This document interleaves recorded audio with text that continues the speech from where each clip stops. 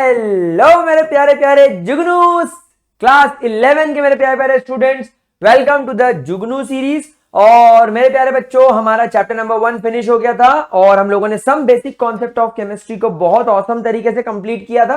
अब मैं आप लोगों को some basic concept of chemistry का डीपीपी प्रोवाइड करने वाला हूं। तो in the next upcoming lecture आप लोगों को जुगनू सीरीज का एक डीपीपी प्रोवाइड किया जाएगा फ्रॉम माय साइड, और वो डीपीपी हम आप लोगों को जो प्रोवाइड करेंगे वो प्योरली एनसीईआरटी बेस्ड होगा। आपको वो डीपीपी सॉल्व करना है। उस डीपीपी को सॉल्व करने से क्या होगा, एक आपका एनसीईआरटी 100% कंप्लीट होगा। सेकंड, आप लोगों को जेई और नीट में उससे बहुत मदद मिलेगी। आपका बेसिक बहुत औसम तरीके से बन जाएगा। ठीक है, अब हम लोग स्टार्ट करते हैं। यहां पर हमारा चैप्टर नंबर 2 जिसका नाम है मेरा फेवरेट चैप्टर। मैं पर्सनली इस चैप्टर को मेरा फेवरेट चैप्टर, इस चैप्टर से कई सारी यादें जुड़ी हुई हैं। तो हेडिंग डालेंगे स्ट्रक्चर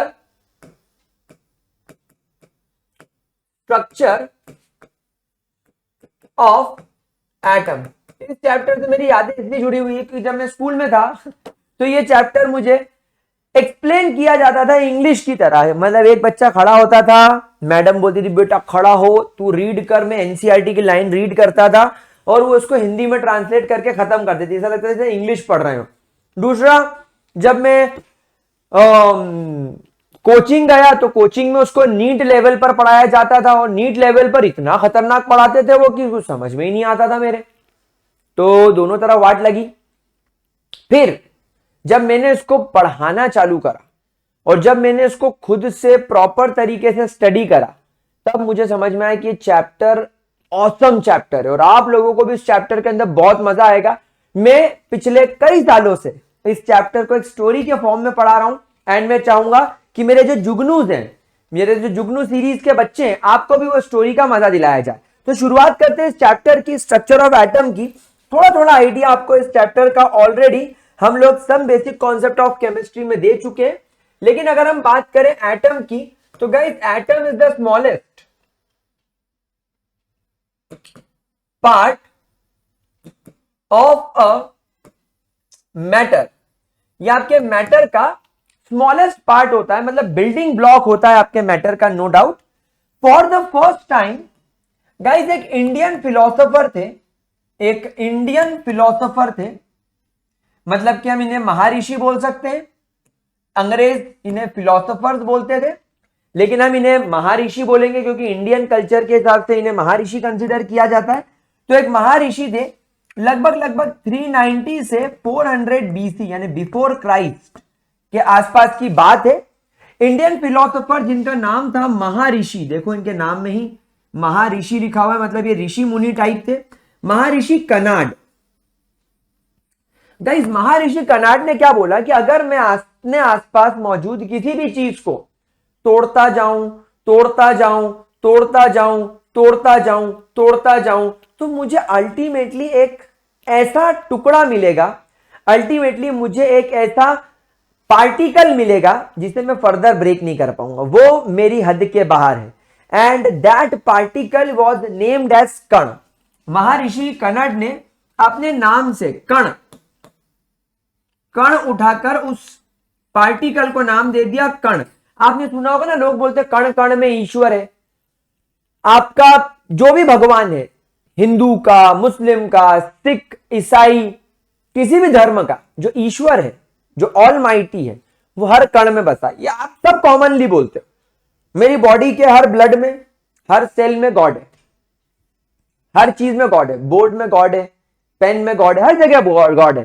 तो एक्चुअली ये कुछ फिलॉसफी निकली थी और वो साइंटिफिक थी कि अगर मैं किसी भी चीज को तोड़ूंगा तो अल्टीमेटली वो कण में आएगा और इस कण के अंदर भगवान है। मतलब आप समझो कि आपका आसपास जो बड़ी बड़ी चीजें जो तुमको दिखाई दे रही हैं, उस एक चीज में भी अनकाउंटेबल गॉड्स हैं। तो हम हर चीज को उस नजरिए से दिखाना हमको कोशिश करी गई। तो जो भी इनकी फिलोसफी, क्योंकि फिलोसोफर नाम ऐसे ही नहीं दिया गया है, हम लोग जानते हैं कि जो महर्षि और ये लोग थे सब साइंटिस्ट ही थे एक तरीके के, बट इन्हें एक्सप्लेन करने का तरीका अलग था। आज हम लोग हल्का मस्ती, टिकटॉक, छपरी, ब्राउन मुंडे, है ना, इस तरीके से हम लोग समझते, ये लोग अलग तरीके से समझाते थे। बट इनका मेन एस्पेक्ट ये था कि अगर आप अपने आसपास मौजूद किसी भी चीज को ब्रेक करते चलोगे किसी भी चीज को, यानी मैटर को, जब आप ब्रेक करते चलोगे, ब्रेक करते चलोगे, ब्रेक करते चलोगे, ब्रेक करते चलोगे, ब्रेक करते चलोगे, आपको कण मिलेगा। कण से छोटा कुछ नहीं है, कण is the smallest part of the matter. इन्हीं के टाइम पीरियड पे एक और फिलोसोफर थे जिनका नाम था, ग्रीक फिलोसोफर थे बेसिकली, वो ग्रीक फिलोसोफर थे। ऐसा बोला जाता है कि जो ग्रीक लोग हैं ये कहीं ना कहीं, इनका पहले सब एक ही जगह रहते थे, देन इनका सब स्प्लिट हुआ, तो इंडिया में बहुत सारे जो ग्रुप्स थे कुछ वो ग्रीक चले गए, तो इनके गॉड्स भी इंडियन गॉड से मैच करते, बहुत कुछ इनका कुछ कुछ रहता है, वो इनकी थ्योरीज ये लोग जाने, हमें इससे कोई लेना देना नहीं है, वरना कमेंट सेक्शन में जंग छिड़ जाएगी कि ये पहले आया वो पहले आया, हमें इनसे अभी कोई लेना देना नहीं है। हमें लेना देना है हमारे पढ़ाई से, हमारा पढ़ाई हमारा भगवान है, हमारा जेई नीट और हमारा करियर हमारा भगवान है, बाकी सब चीजें बाद में। तो ग्रीक फिलोसोफर लगभग लगभग ये भी 390 बीसी के आसपास की बात होगी। ग्रीक फिलोसोफर जिनका नाम क्या था, इनका नाम था डेमोक्रिटस, इनका नाम था Democritus. Democritus for the first time he also explain that हमारे आसपास हम अगर किसी भी चीज को ब्रेक करते चले, किसी भी चीज को तोड़ते चले, किसी भी चीज को ब्रेक करते करते करते करते अल्टीमेटली हम एक ऐसे पार्टिकल पर पहुंचेंगे जिसे तोड़ना नामुमकिन है। ग्रीक लैंग्वेज में उस वर्ड को नाम दिया गया अटोमियो। In Greek language that particle was called as अटोमियो। हमारे इंडियन फिलोसोफर ने संस्कृत में इसको नाम दिया कण, हमारी लैंग्वेज में ग्रीक वालों ने ग्रीक की लैंग्वेज में नाम दिया अटोमियो। क्या ये चीज क्लियर हो गई? लेकिन प्रॉब्लम ये हो गई कि ना तो महर्षि कनड को, ना हमारे फिलोसोफर डेमोक्रिटस को इस एटम की फर्स्ट टाइम थ्योरी प्रेजेंट करने का क्रेडिट दिया जा सकता है। क्यों नहीं दिया जा सकता? क्योंकि ये बहुत पुराने समय की बात है, इस समय रिटन लिटरेचर नहीं होता था। तो रिटन लिटरेचर ना होने की वजह से हम लोगों ने इन्हें कभी भी कोई वेटेज नहीं दिया। देन गाइस लगभग लगभग in the year 1800, in the year 1800 Dalton's नाम के साइंटिस्ट, आप सभी लोग उनको जानते हैं, जिन्होंने लॉ ऑफ मल्टीपल प्रोपोर्शन दिया था, जिन्होंने Dalton's law of partial pressure दिया था। तो डाल्टन्स ने for the first time Dalton's atomic theory propose करी। He for the first time proposed Dalton's atomic theory. Now what is Dalton's atomic theory? Dalton's atomic theory was purely चोरी का माल क्योंकि Dalton's atomic theory का जो first statement था वो महर्षि कनड और Democritus की थ्योरी से था, that every atom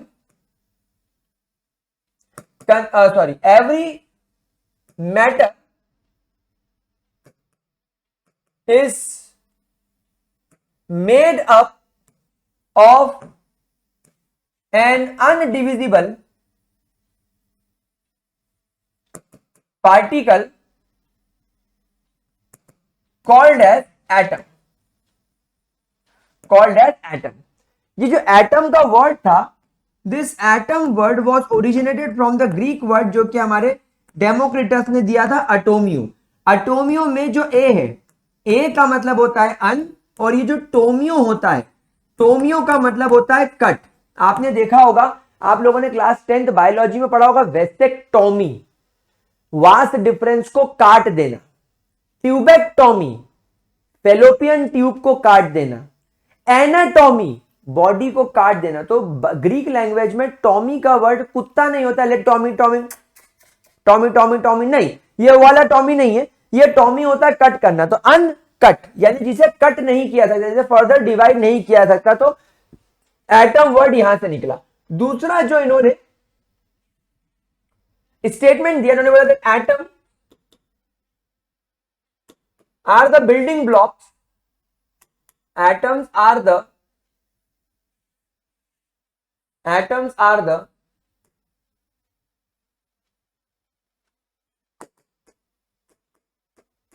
building blocks of a matter. एक मैटर का ये बिल्डिंग ब्लॉक होता है मेरे प्यारे बच्चों, ठीक है। तीसरा स्टेटमेंट जो इन्होंने बिल्कुल कॉपी नहीं मारा है law of conservation of mass से, that atoms can never be created not destroyed. अरे ये तो law of conservation of mass है, that matter can never be created not destroy, mass can never be created not destroy.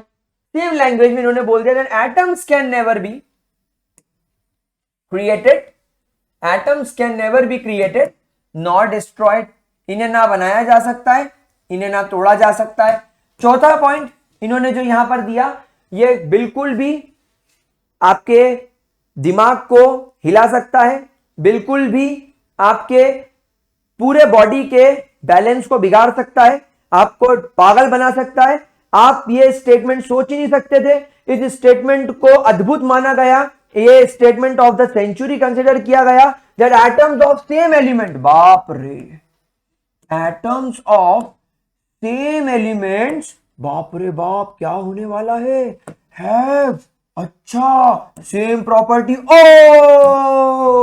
ओ मतलब कि अगर एक element के में अलग अलग एटम्स को देखो, सबकी प्रॉपर्टी सेम होगी।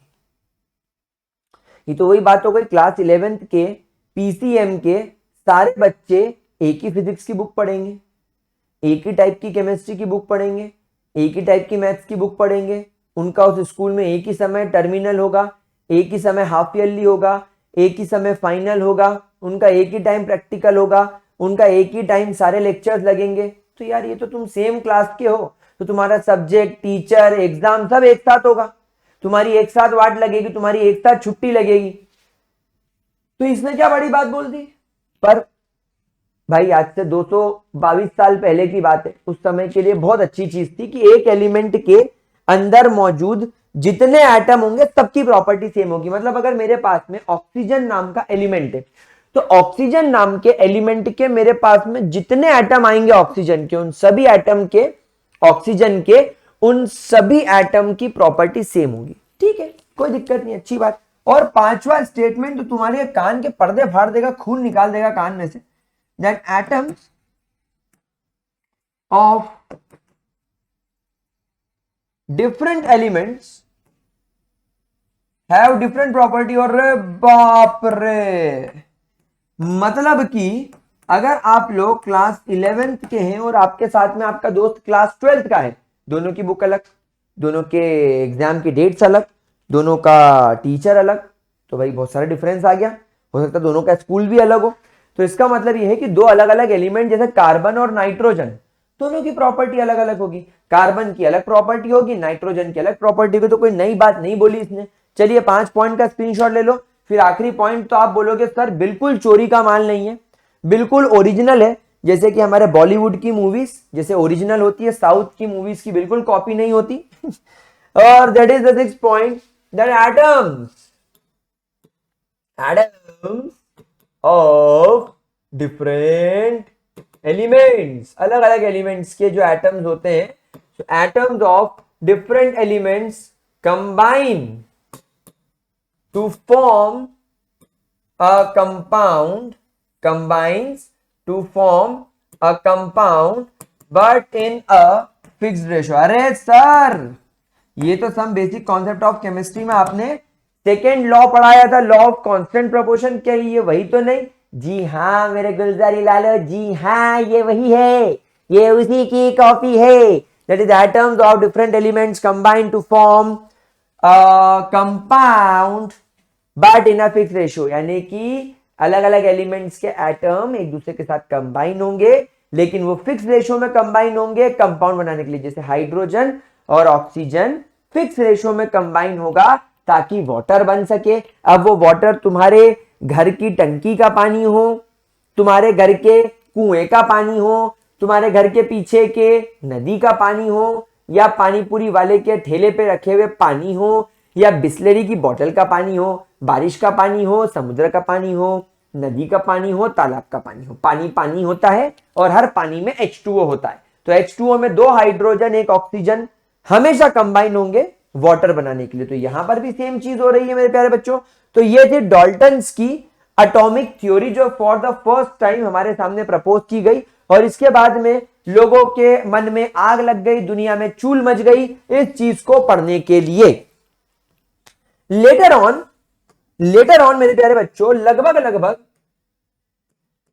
1800 से लेकर 1835 के बीच में एक साइंटिस्ट थे जिनका नाम था माइकल फैराडे।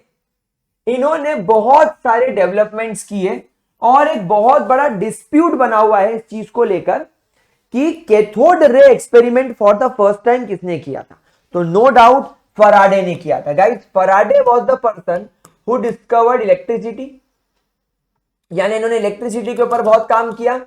इन्होंने इलेक्ट्रोलिसिस नाम की प्रोसेस करी। अगर आप लोगों को याद हो तो एक चेंबर बनाया जाता है, उसमें कैथोड एनोड डिप किया जाता है, उसको बैटरी से अटैच किया जाता है, उसके अंदर NaCl का सॉल्यूशन भरा जाता है, NaCl प्लस वाटर भरा जाता है ताकि यहां से NaOH निकल सके, H2 निकल सके और Cl2 निकल सके। तो ये एक्सपेरिमेंट आपके इलेक्ट्रोलिसिस का फैराडे ने किया था। फैराडे ने कैथोड रे ट्यूब का भी फॉर्मेशन किया था जो हम लोग आज की क्लास में इसका इस्तेमाल करेंगे। सो बेसिकली अगर फैराडे नहीं होते तो आज स्ट्रक्चर ऑफ एटम के अंदर हम लोग जितनी भी चीज पढ़ रहे हैं वो शायद नहीं होती। तो गाइज माइकल फैराडे ने इसकी पूरी तरीके से डिस्कवरी कर चुके थे। अब चलते हैं स्टोरी टाइम की तरफ। चलिए आइए स्टोरी सुनते। दो दोस्त थे, एक का नाम था जे थॉमसन। जी हां, एक दोस्त थे जिनका नाम था जे थॉमसन और दूसरे साइंटिस्ट। गाइस क्या आप लोगों ने कभी सुना है कि कोई काइट एक्सपेरिमेंट करके हुआ था? क्या आप लोगों ने कभी सुना है कि इस दुनिया में आप लोगों ने बचपन में पढ़ा होगा कि एक काइट एक्सपेरिमेंट हुआ था? काइट एक्सपेरिमेंट, अगर हां तो वीडियो पॉज करके जल्दी से कमेंट बॉक्स में मुझे लिखकर बताओ कि काइट एक्सपेरिमेंट कब हुआ था या कैसे हुआ था या किसने किया था। नहीं, मैं बताता हूं। एक अमेरिकन पर्सन थे जिनका नाम था बेंजामिन फ्रैंकलिन। आई थिंक इनका पॉलिटिक्स में भी काफी नाम था, बेंजामिन फ्रैंकलिन। तो ये कहानी पूरी तरीके से हाइपोथेटिकल है, जस्ट आपके मनोरंजन के लिए है ताकि आप लोगों को भी मजा आए, चैप्टर बोरिंग ना लगे और एक अच्छी शुरुआत हो।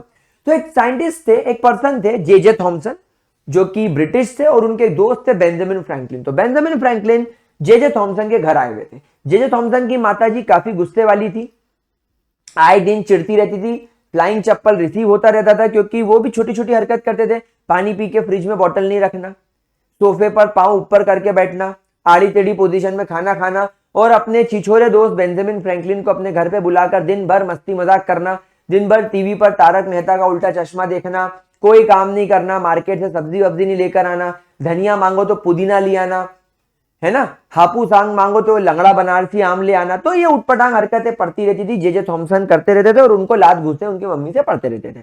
अब बेंजामिन फ्रैंकलिन आ गए भाई गर्मी की छुट्टियां मनाने।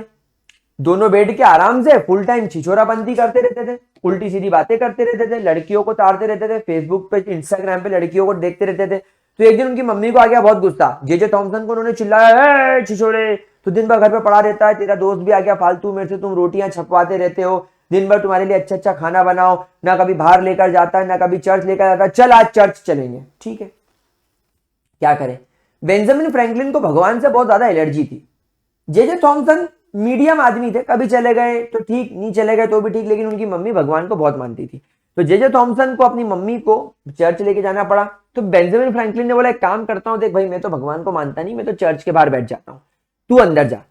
अब जे थॉमसन और उनकी मम्मी चर्च के अंदर चले गए, बेंजामिन फ्रैंकलिन बाहर बैठे रह गए। अब क्या हुआ अचानक से, क्योंकि गर्मी की छुट्टियों के बाद हम लोग जानते हैं बारिश का मौसम आता है, एकदम मौसम बिगड़ा, तेज हवाएं चलने लगी, जोरदार आंधियां चलने लगी, बादल जोर जोर से गरजने लगे और पानी आने लगा। तो बेंजामिन फ्रैंकलिन ने सोचा यार बाहर बैठूंगा तो भीग जाऊंगा, एक काम करता हूँ चर्च में बैठ जाता हूँ, अपने को कौन सा प्रेयर करनी, अपन तो अंदर जाएंगे और देखेंगे हरियाली, कौन कौन अच्छे अच्छे लोग यहाँ पर ब्रिटिश लड़कियां वड़कियां आई होगी, चलो अंदर चल के मस्ती करेंगे। आहा, तो वो उठ के अंदर चले गए और पीछे ही घुसते ही सबसे पीछे वाली चेयर पे आके बैठ गए और देख रहे हैं यहाँ तो बहुत मस्त मौसम हो रहा है, चर्च आना पड़ेगा रोज। इतने में वो क्या सुनते हैं कि एकदम जो प्रीस्ट है वहां के वो चिल्लाए, तुम में से कोई बिजली कड़की, जरूर एक अधर्मी पापी इंसान यहां पर बैठा होगा, जिस पर वो ऊपर वाला नाराज हो चुका है, आज वो तुम्हें तुम्हारे पाप का हिसाब करने के लिए नाराज हुआ है, तुम्हें माफी मांगनी होगी और माफी मांगने के लिए तुम्हें 1001 का प्रसाद चढ़ाना पड़ेगा और पंडित जी को 2001 की दक्षिणा देनी पड़ेगी, एक चांदी का सिक्का चढ़ाना पड़ेगा, तब जाकर ऊपर वाला शायद तुम्हें माफ करे। तो बेंजामिन फ्रैंकलिन जोर जोर से हंसने लग गए, बोले यार ये क्या बकवास है।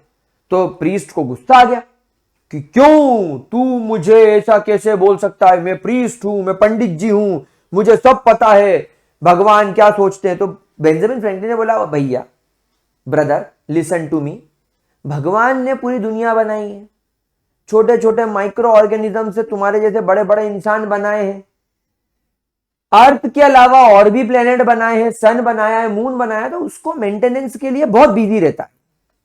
इस चर्च में 100 लोगों के लिए 100 लोगों के पाप का हिसाब किताब करने के लिए उसके पास में इतना टाइम नहीं है, और अगर वो हिसाब किताब कर भी रहा है तो वो कुछ दूसरे तरीके से बता देगा, लेकिन ये सब मौसम खराब करके साउथ की पिक्चर की तरह इफेक्ट नहीं डालेगा, या सास बहू का सीरियल ये धूमता ना करेगा और बिजलियां कड़काएगा और बिल्ली में आऊं करेगी और दिया बुझ जाएगा, नहीं, इतना टाइम उसके पास नहीं है। तो ऑफेंड हो गया प्रीस्ट ऑफेंड हो गया, उसने बोला कि ऐसे कैसे।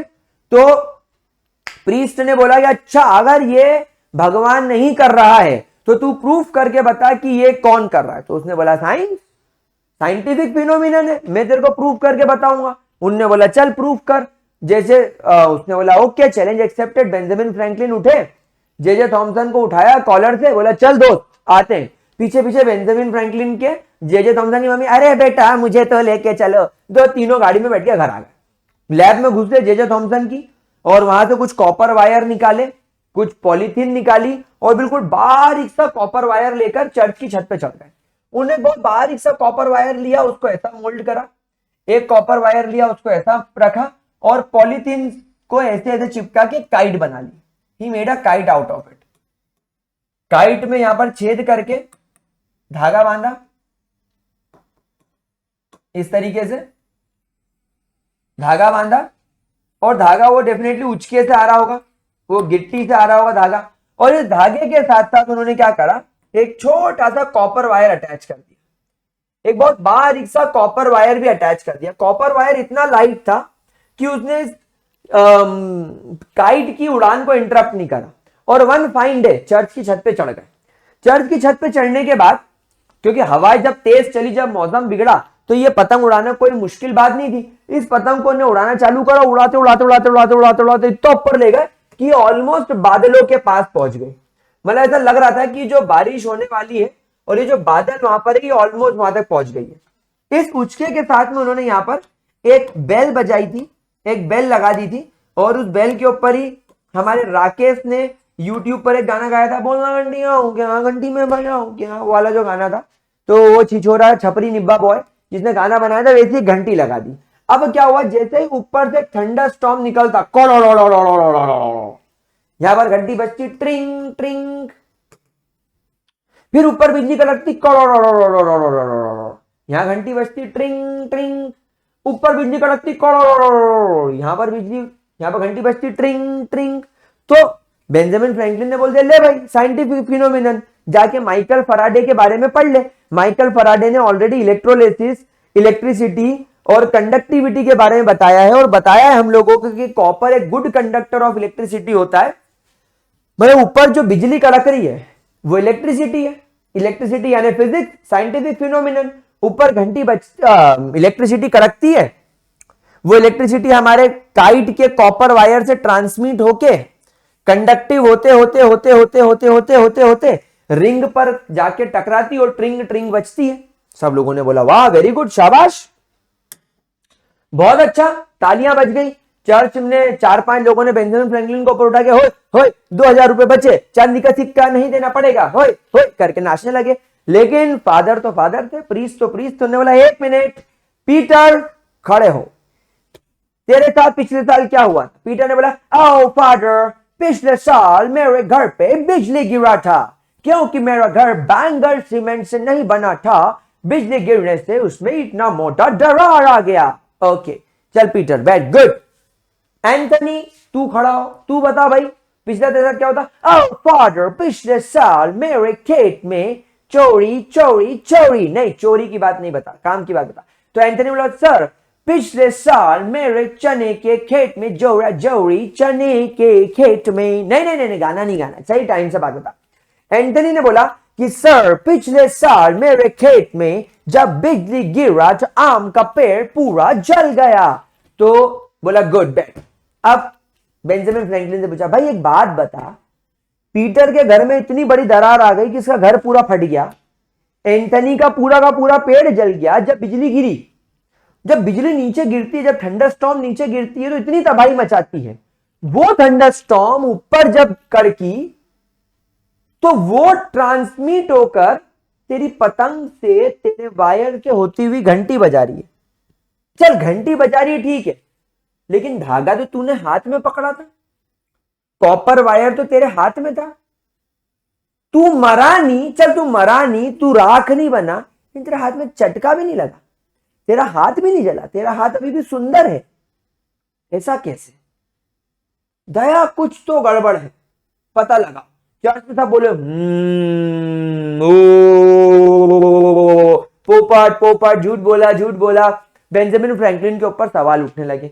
बेंजामिन फ्रैंकलिन इसको बता नहीं पाए, और आज भी इतिहास के अंदर बेंजामिन फ्रैंकलिन के काइट एक्सपेरिमेंट हुआ भी था या वो सिर्फ हवाबाजी थी, इस पर एक बहुत बड़ा ब्लैक क्वेश्चन मार्क है। बेंजामिन फ्रैंकलिन ने अपना बैग उठाया, निकल लिया अमेरिका। लेकिन जे थॉमसन के मन में आ गई थी कि अपने दोस्त की बेइज्जती का बदला लेगा तेरा फेजल, तेरा बदला लेगा तेरा फेजल। इसीलिए जे थॉमसन ने बोला कि आप, मैं जे थॉमसन तुझे बताऊंगा कि ये ऊपर होने वाली घटना क्या है, साइंटिफिक फिनोमिनन है। मेरा मित्रों, अब हम अमित शाह की बेइज्जती का बदला लेंगे। जे थॉमसन अपनी लैब में गए। जे थॉमसन ने सबसे पहले हेडिंग डाली कैथोड रे एक्सपेरिमेंट। सबसे पहले जे थॉमसन ने हेडिंग डाली कि हमको क्या करना है, हमको कैथोड रे एक्सपेरिमेंट करना है, क्योंकि जो इलेक्ट्रिसिटी की खोज हुई थी, जो इलेक्ट्रिसिटी के बारे में पता चला था अकॉर्डिंग टू फराडे, जैसा मैंने आपको कुछ देर पहले समझाया, वो कैथोड रे के तरफ से हुआ था, वो कैथोड रे में हुआ था। अब जे थॉमसन ने बोला ठीक है, कैथोड रे लेने के लिए मुझे सबसे पहले एक ग्लास की ट्यूब लेनी पड़ेगी। तो उनको क्या क्या चाहिए था, उन्होंने सब एक तरफ लिख लिया कि मुझे सबसे पहले एक ग्लास ट्यूब लेनी पड़ेगी। ठीक है, ग्लास ट्यूब के बाद इन्होंने बोला मुझे 2 मेटल की प्लेट्स लेनी पड़ेगी। तो उन्होंने लिखा मुझे 2 मेटल की प्लेट्स लेनी पड़ेगी। फिर इन्होंने तीसरी बात सोची कि यार जैसे जैसे मैं ऊपर जाता हूं, एटमॉस्फेरिक प्रेशर कम होता जाता है, और प्रेशर कम होने का मतलब है कि जब वहां पर बिजलियां बादलों के पास कड़क रही है, तो वहां पर डेफिनेटली इतनी ऊंचाई पर एटमॉस्फेरिक प्रेशर तो कम होगा। हम जितना नीचे होते हैं, ग्राउंड की तरफ होते हैं, उतना प्रेशर ज्यादा होता है। तो इन्होंने बोला मुझे मेरे एक्सपेरिमेंट में लो प्रेशर रखना पड़ेगा। तो मैंने अपने एक्सपेरिमेंट के अंदर लो प्रेशर रख दिया। कितना? लगभग 10 mmHg का। मैं आपको एक बात बता दूं, अभी आप जो अपने रूम में बैठकर क्लास अटेंड कर रहे हो, अभी तुम्हारे रूम में 760 mmHg का प्रेशर है। सोचो कितना कम प्रेशर कर दिया। मतलब आप ये मान के चलो कि लगभग यहां पर इनर्ट एटमॉस्फेयर बन गया है, आपके पास में प्रेशर है ही नहीं, तो अल्ट्रा लो प्रेशर यहां पर रख दिया। अच्छा, दूसरा उन्होंने इस चीज को कैसे जस्टिफाई करा, जैसे अभी तुम अपने नॉर्मल रूम टेम्परेचर पे बैठे हो, तुम्हारे पास में अभी नॉर्मल एटमॉस्फेरिक प्रेशर है। इमेजिन करो आपके घर के सामने वो जो 440 वोल्ट की एमपीईबी की या जो इलेक्ट्रिसिटी बोर्ड की जो लाइनें जाती है, बारिश में कभी कभी टूट के नीचे गिर जाती है, लेकिन करंट तो उसमें तब भी होता है। आपने देखा होगा कि करंट के वायर को छूने से करंट लग गया, मर गए। तो वो जब वायर टूट के नीचे गिर जाता है, तो आप अगर उससे दूर खड़े हैं तो क्या आपको करंट लगेगा? नहीं। वायर में अगर इलेक्ट्रिसिटी चालू है और अगर वो वायर टूट जाता है तो उसका करंट हवा में कंडक्टिव होकर आप तक नहीं पहुंचता। मतलब तुम्हारा एटमॉस्फेयर, तुम्हारे रूम में मौजूद gases are bad conductor of electricity. इसीलिए हमें हवा में जाता हुआ करंट, 440 वोल्ट का करंट छूने पर लगता है, हवा में हम तक सर्कुलेट होकर नहीं आता। That means air is the bad conductor of electricity. इसीलिए हम लोग क्या करते हैं लो प्रेशर रखते हैं। लो प्रेशर होने का मतलब है कि यहां पर एटमॉस्फेयर नाम की कोई चीज ही नहीं है। तो जब एयर नहीं होगी, जब एटमॉस्फेयर नहीं होगा, कंडक्टिविटी होने लगेगी। तो ये एक बहुत इंपॉर्टेंट पॉइंट था लो प्रेशर रखने का और इनर्ट एटमॉस्फेयर बनाने का। लो प्रेशर के साथ साथ इन्हें यहां पर क्या रखना पड़ेगा, इनर्ट एटमॉस्फेयर रखना पड़ेगा एंड यहां पर इन्हें वैक्यूम क्रिएट करना पड़ेगा। वैक्यूम क्रिएट करने की वजह से एटमॉस्फेरिक प्रेशर लो हो गया। भाई तुम्हारे आसपास एटमॉस्फेरिक प्रेशर क्यों है, क्योंकि गैसेस है, एयर है। जब तुम वैक्यूम बना दोगे तो कोई गैस रहेगी नहीं, ना बजेगा बांस, ना बजेगी, ना रहेगा बांस, ना बजेगी बांसुरी, ना रहेगी एयर, ना रहेगी गैसेस, ना रहेगा प्रेशर। तो वैक्यूम बना दिया, प्रेशर लो हो गया। वैक्यूम में करंट, इलेक्ट्रिसिटी मूव कर सकती है, तो हमारा कैथोड रे एक्सपेरिमेंट हो जाएगा। अच्छा, इनर्ट एटमॉस्फेयर क्यों रखा? इमेजिन करो तुमने अपनी इस कांच की ट्यूब के अंदर हाइड्रोजन और ऑक्सीजन रखा हुआ है, माना बहुत कम रखा हुआ है, क्योंकि तुम लो प्रेशर रखना चाहते हो 10 mmHg का, मतलब हो सकता है कि इसके अंदर मान लो 100 हाइड्रोजन के और 50 ऑक्सीजन के मॉलिक्यूल, लेकिन है। अब अगर तुमने इस एक्सपेरिमेंट को कंडक्ट किया तो बहुत सारी इलेक्ट्रिसिटी जनरेट होगी, तो इलेक्ट्रिसिटी की वजह से वो हाइड्रोजन ऑक्सीजन रिएक्ट करके वाटर बना देंगे।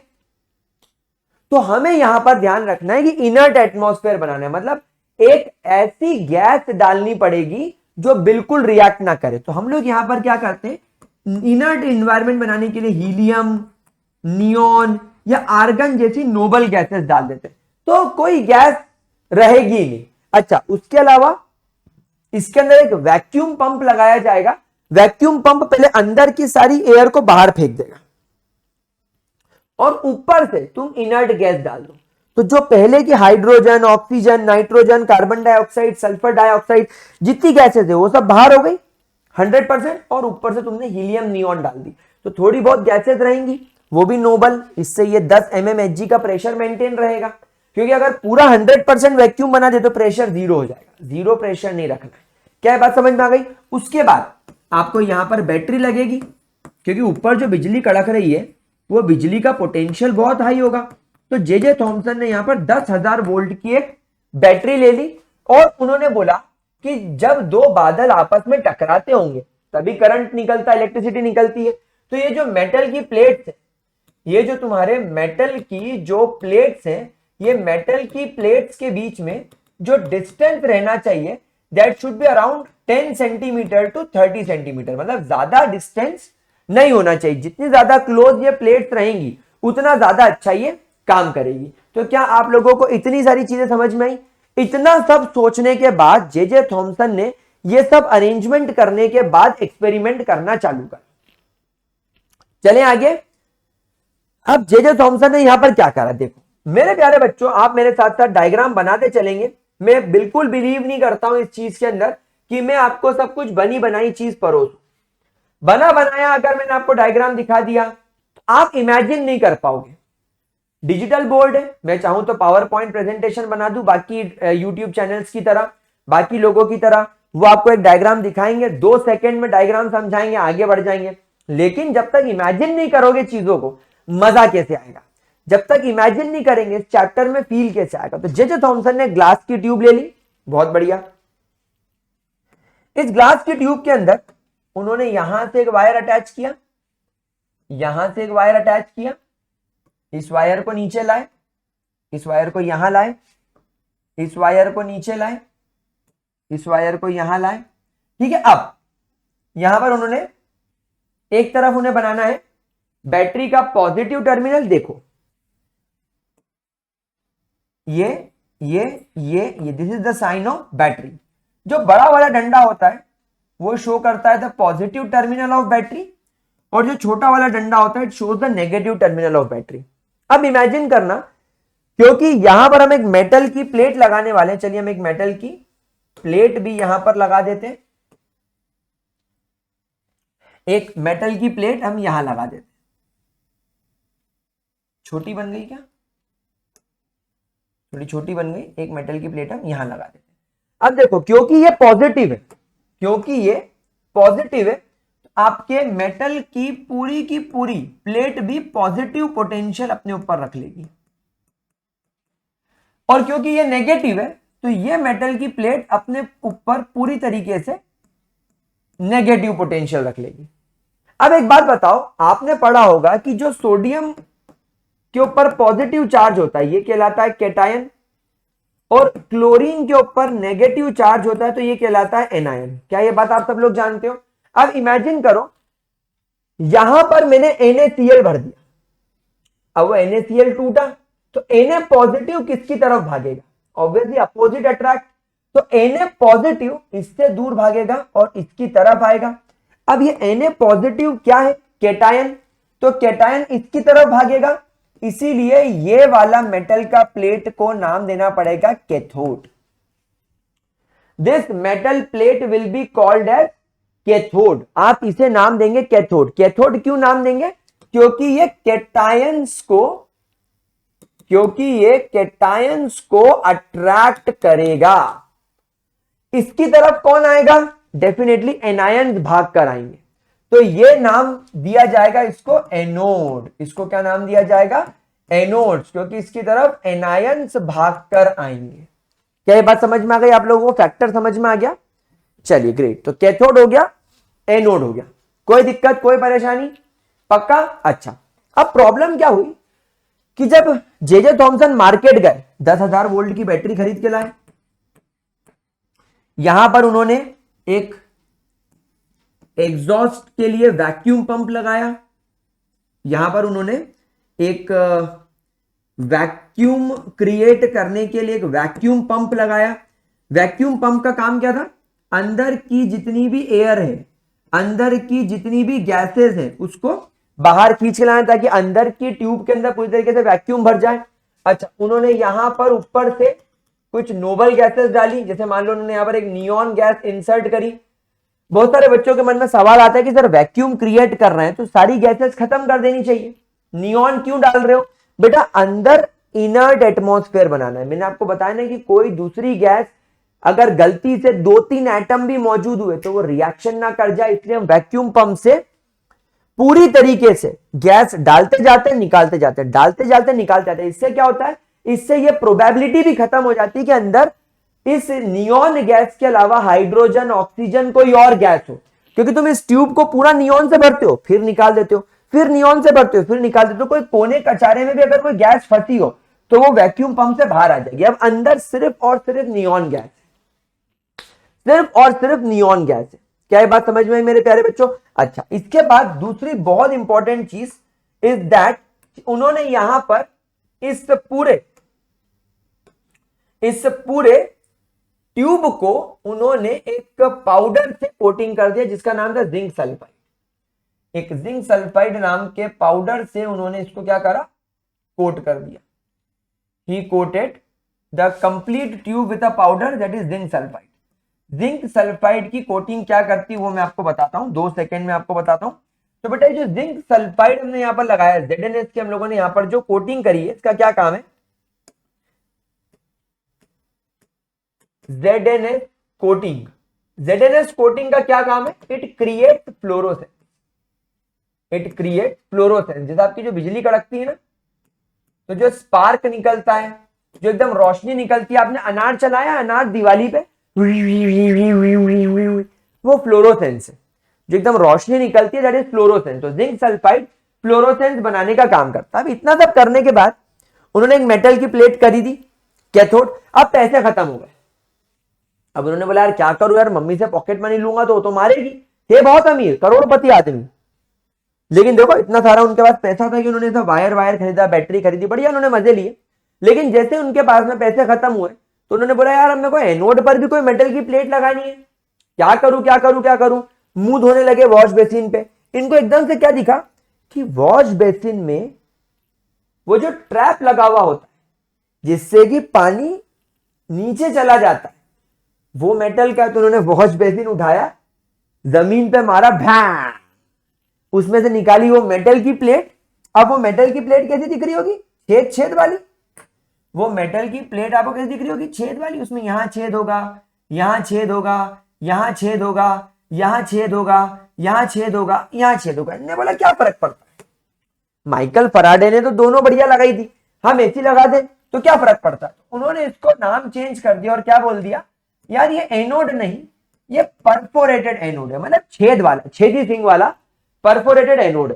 अब इन्होंने बोला सब सेटअप कंप्लीट हो गया, सब सेटअप कंप्लीट हो गया। कैथोड एनोड के बीच में डिस्टेंस 10 से 30 सेंटीमीटर के बीच का रखा, 10,000 वोल्ट की battery, inert atmosphere, vacuum pump से एटमॉस्फेरिक प्रेशर लो, 10,000 वोल्ट की बैटरी, जिंक सल्फाइड की कोटिंग। चलो एक्सपेरिमेंट शुरू करते हैं।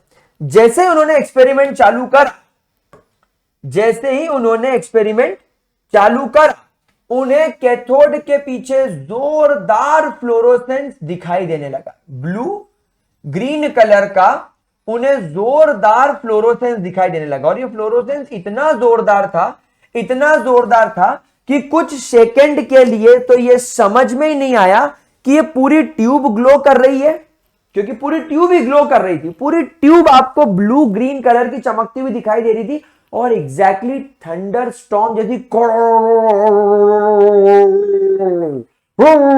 ऐसी आवाज आ रही थी। तो इस तरीके से आवाज भी आ रही थी, इस तरीके से उनको साउंड भी आ रहा था, और इस तरीके से उनको यहां पर ब्लू ग्रीन कलर की खतरनाक वाली फ्लोरोसेंस भी दिखाई दे रही थी, चमक दिखाई दे रही थी। तो बहुत बढ़िया तरीके से ये एक्सपेरिमेंट सक्सेसफुल हुआ और उन्होंने लोगों के सामने ये चीज पेश कर दी। बोला लो ये रहा कैथोड रे एक्सपेरिमेंट, ये रही तुम्हारी जो बिजली आसमान में कड़कती है, सुन कान से ये बिजली कड़कने की आवाज है और तेरी बिजली जो आसमान में कड़कती है, ले मैंने लैब में कड़का दी। अब बोल, अब बोल, मेरे दोस्त की बेइज्जती करी थी तूने प्रीस्ट, अब बोल, से सॉरी।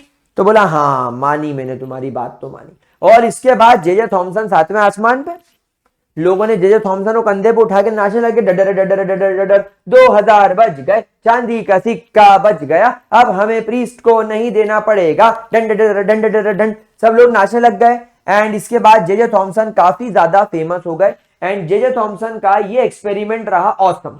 जे थॉमसन ने लगभग ये जो एक्सपेरिमेंट किया था, ये जो एक्सपेरिमेंट मैं यहाँ पर मेंशन करूंगा क्योंकि हम लोग यहाँ पर स्ट्रक्चर ऑफ एटम पढ़ रहे हैं। तो this experiment was done by J Thomson and near around ये बात होगी 1898 से 1900 के बीच की। ये बात लगभग 1898 से 1900 के बीच की थी। लेकिन जे थॉमसन के इसके बाद में थोड़ा सा उनके मन में एक डाउट आया, हो क्यों रहा है, ये तो माइकल फराडे भी प्रूफ कर चुके थे, मैंने तो उनके एक्सपेरिमेंट को रिपीट कर दिया, लेकिन ये हो क्यों रहा है, ऐसा क्यों हो रहा है, ये हम पढ़ते हैं। तो सबसे पहले उन्होंने क्या ऑब्जर्व करा, सबसे पहले हमारे सर जज थॉमसन ने क्या ऑब्जर्व किया, ही ऑब्जर्व दैट हो ना हो डेफिनेटली कुछ चीज कैथोड से निकल रही है। इन्होंने सबसे पहले क्या ऑब्जर्व करा कि हो ना हो कुछ चीज कैथोड से निकल रही है और एनोड में छेद होने की वजह से इसके छेद को आर पार करके एनोड के जस्ट पीछे जो जिंक सल्फाइड की कोटिंग है उस पर जाकर टकरा रही है और इसलिए फ्लोरोसेंस निकल रहा है। इसीलिए उन्होंने इस चीज को नाम दे दिया cathode rays. He named that rays as cathode rays. इन्होंने इसे नाम दे दिया कैथोड रेस। कैथोड रेस का इन्होंने जो सबसे पहला ऑब्जर्वेशन लिया दैट कैथोड रेस, इन्होंने सबसे पहला ऑब्जर्वेशन दिया that cathode rays travels in a straight line. Cathode rays travel in a straight line. Cathode rays एक स्ट्रेट लाइन में ट्रेवल करती है। इस चीज को कैसे प्रूव करेंगे, देखो अभी आप लोग सब देखो, मैं खड़ा हूं, मेरे सामने लाइट लगी होगी, मेरी लाइट मेरी बॉडी पर पड़ रही है, मेरी बॉडी पर पड़ने के बाद कैमरे में पड़ रही है, तो तुम्हें मेरे पीछे मेरा शैडो दिख रहा है, देखो ये देखो मेरी चेयर का शैडो दिख रहा है, ये देखो मेरे कैमरे का शैडो दिख रहा है, देखो सामने मैंने वेंटिलेशन बंद करने के लिए ये काले कलर का पट्टा लगाया, देखो उसका रिफ्लेक्शन दिख रहा है। क्यों? क्योंकि लाइट एकदम स्ट्रेट पाथ में चलती है, मेरी बॉडी से टकराती है, टकराकर कैमरे में पड़ती है और तुम्हें मैं सब दिखाई दे रहा हूं। इमेजिन करो अगर ये लाइट ऐसे मूव करती तो लाइट आती और मेरे यहां से निकल जाती और यहां से पीछे पड़ जाती, तो मेरी कभी शैडो नहीं बन पाती। इंसान की शैडो क्यों बनती है? क्योंकि इंसान बीच में खड़ा है, लाइट स्ट्रेट आती है, टकराती है, चली जाती है। मतलब मेरी पूरी बॉडी ने एक ऑब्स्ट्रक्शन का काम किया, इसलिए मेरे पीछे मुझे मेरा शैडो दिखाई दे रहा है। समझ में आई बात? तो स्ट्रेट लाइन में एक लाइट हमेशा ट्रेवल करती है। इस चीज को उन्होंने कैसे प्रूव किया? क्योंकि वो कैथोलिक थे, क्योंकि वो एक क्रिश्चियन आदमी थे, एंड इस वजह से उनके गले में हमेशा एक क्रॉस लॉकेट रहता था। तो उन्होंने एक क्रॉस को इस कैथोड रे ट्यूब के बीच में रखा। फॉर द फर्स्ट टाइम उन्होंने क्रॉस को इस कैथोड रे ट्यूब के अंदर रखा, एक्सपेरिमेंट चालू करा। एक्सपेरिमेंट चालू करते ही, जैसा मैंने आप लोगों से कहा था कि उनका ऑब्जर्वेशन बिल्कुल ठीक था कि कोई चीज जरूर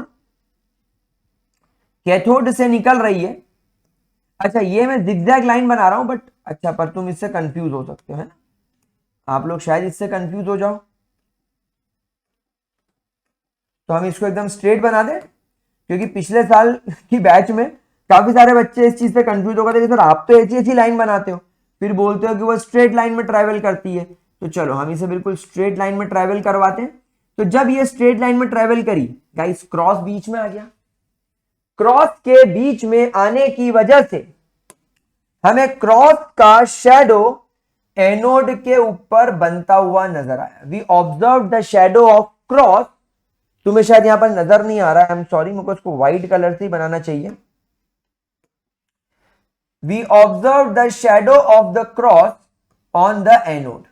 हमें एनोड के ऊपर शैडो का, सॉरी, क्रॉस का क्लियर कट शैडो नजर आया।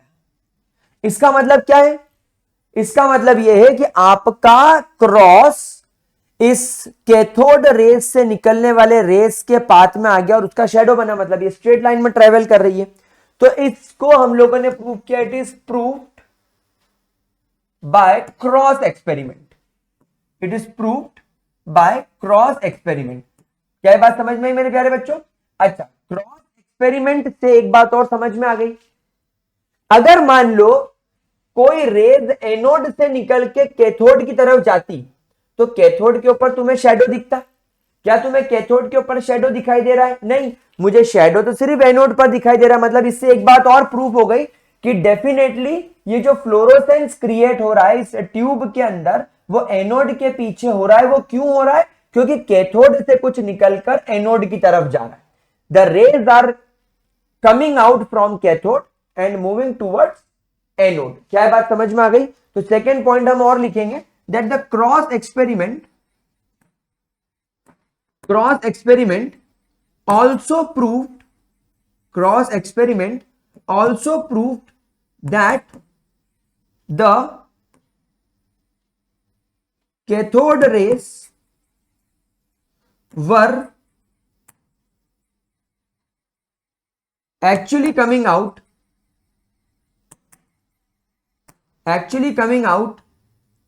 from cathode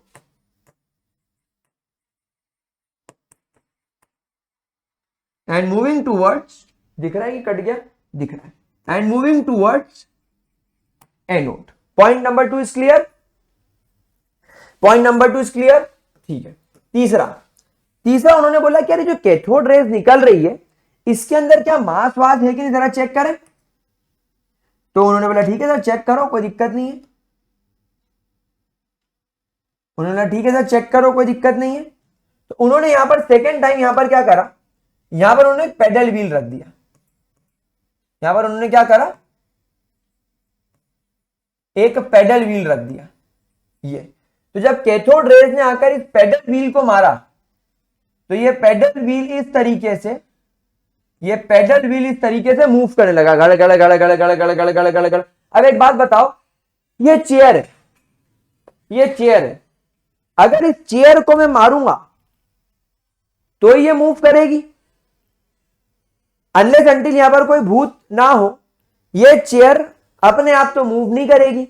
मैं अगर इस चेयर को मारता हूं, मतलब अगर मेरी बॉडी में मास है, ये देखो अगर मैं पार्टिकल साइज का हूं तो ये चेयर यहां पर मूव कर रही है, मैं इसको मूव करवा रहा हूं ना, ये देखो मैं इसको मूव करवा रहा हूं, ये अच्छा अब देखो मैंने इसको मारा तो ये आगे जाएगी, ये मैंने मारा ये आगे चली गई।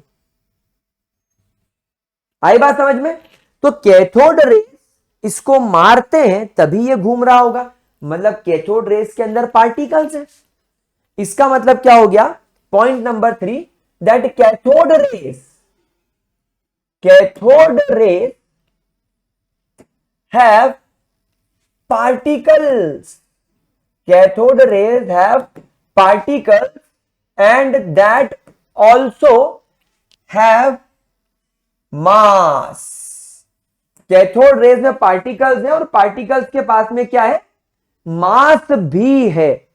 ठीक है, इनके पास में मास भी है। चौथा experiment is horse shoe magnet experiment. Guys, एक हॉर्स शू यानी कि सी शेप्ड का मैग्नेट आता है, यह दुनिया का स्ट्रॉन्गेस्ट मैग्नेट माना जाता है। क्यों? क्योंकि बाकी सारे मैग्नेट का नॉर्थ पोल और साउथ पोल एक दूसरे के पीठ पर होता है। ऐसा अगर किसी के इधर नॉर्थ पोल है तो इधर साउथ पोल होगा, नॉर्थ साउथ। लेकिन हॉर्स शू मैग्नेट का नॉर्थ पोल और साउथ पोल आमने सामने होता है। तो एक्चुअली इस तरीके के मैग्नेट के अंदर 24 घंटे एक बहुत स्ट्रॉन्ग मैग्नेटिक फील्ड बना हुआ रहता है। यहां पर एक बहुत ज्यादा स्ट्रॉन्ग मैग्नेटिक फील्ड बना हुआ होता है। गाइस, ऐसा माना जाता है कि अगर कोई पार्टिकल जिसमें मास है और वो बहुत हाई वेलोसिटी से भाग रहा है और अगर वो इस हॉर्स शू मैग्नेट के मैग्नेटिक फील्ड में फंस जाए, इसके मैग्नेटिक फील्ड में अगर वो फंस जाए तो इसका मैग्नेटिक फील्ड उसको ऐसे ऐसे ऐसे ऐसे घुमाकर अपने पाथ से डिफ्लेक्ट कर देता है। वो left hand thumb rule, right hand thumb rule कुछ होता है ना, आप उसके अकॉर्डिंग इसको देख सकते हो कि अगर एक इस तरफ अगर तुम्हारा मैग्नेटिक फील्ड जा रहा है, तुम्हारा पार्टिकल इस तरफ जा रहा है, तो वो तुमको इस तरफ डिफ्लेक्ट कर देगा। कुछ इस तरीके से आप लोगों ने फिजिक्स में आप पढ़ते हो, हमें वहां पर डिटेल में नहीं जाना है, हमें बस इससे इतना लेना देना है कि हमारा पार्टिकल डिफ्लेक्ट होगा। अगर डिफ्लेक्ट होगा मतलब उसमें मास और वेलोसिटी दोनों है। तो हम लोगों ने जब यहां पर हॉर्स शू मैग्नेट लगाया, जब हमने यहां पर हॉर्स शू मैग्नेट लगाया, जब हम लोगों ने यहां पर सी शेप्ड मैग्नेट लगाया, सी शेप्ड जब हम लोगों ने यहां पर देखो इस तरीके से मैग्नेट लगाया, कैथोड रेज निकले, इसकी मैग्नेटिक फ्लक्स में फंसे, इसके मैग्नेटिक फ्लक्स में फंसे और इधर डिफ्लेक्ट हो गए, इसमें फंसे इधर डिफ्लेक्ट हो गए, इसमें फंसे इधर डिफ्लेक्ट हो गए, और अब हमें यहां पर फ्लोरोसेंस दिखाई देने लगा। अब हमें यहां पर फ्लोरोसेंस दिखाई देने लगा। तो मैग्नेटिक फ्लक्स में फंसने की वजह से, मैग्नेटिक फील्ड में फंसने की वजह से क्या प्रूफ हो गया कि ये कैथोड रेज के पास में मास तो है ही, लेकिन वेलोसिटी भी बहुत ज्यादा है। तो यहां पर हम बोलेंगे that with magnetic field experiment, यानी horseshoe magnet, with horseshoe magnet experiment, it proves that cathode rays, it proves that cathode rays have particles with high velocity, with high velocity। अब मुझे एक बात बताओ, इनके पास में मास भी है, इनके पास में वेलोसिटी भी है, देयरफॉर इनके पास में मोमेंटम भी होगा और बहुत स्ट्रॉन्ग मोमेंटम होगा, क्योंकि momentum is always equal to mass into velocity. Momentum is equal to mass into velocity. तो इनके पास में मोमेंटम भी है। बहुत बढ़िया चीज हमें इनके बारे में पता चल गई, हमें इसके बारे में बहुत सारी चीजें पता चल गई। पांचवा पॉइंट, हमें यह पता चला कि इनका नेचर कैसा है। भाई एक बात बताओ, पहली बात तो क्लियर हो रहा है कि ये पॉजिटिव प्लेट की तरफ भाग रहे हैं। दूसरा, जब यहां पर हम लोगों ने एक मेटल की प्लेट लगाई, एक दूसरी मेटल की प्लेट लगाई, इन्हें वायर लेके यहां पर जब हमने कनेक्ट किया तो ये पॉजिटिव हो गया, ये नेगेटिव हो गया। तो अब ये तुम्हारी मेटल की प्लेट पूरी तरीके से पॉजिटिव हो गई, ये मेटल की प्लेट पूरी तरीके से नेगेटिव हो गई।